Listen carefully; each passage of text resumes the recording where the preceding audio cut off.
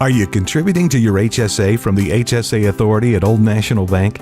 Because you'll want those funds available when you and your family need them. There are many ways to contribute. The first and best way is through payroll deductions. Both you and your employer can contribute through this method.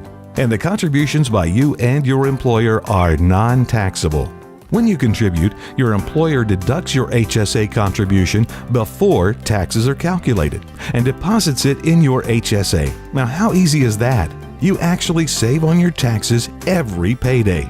No federal tax, no payroll tax, and in most cases, no state taxes. You can also mail a check to the HSA Authority Operations Center, deposit money into your HSA at any Old National Banking Center, or send money electronically through online banking or bill pay.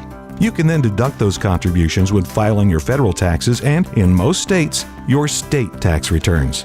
Although your contributions are tax-free, each year the IRS does set an annual contribution limit on your HSA. There's a single limit for HSA qualified health plans covering just one person and a family limit that covers more than one person.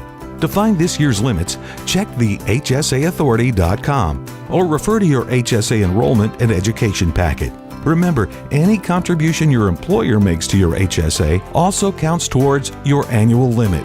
So keep your eye on your contribution total for each year.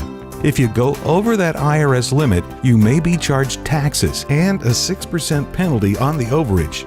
Now, even though there's an annual limit, there's still no limit on how large your HSA can grow over time.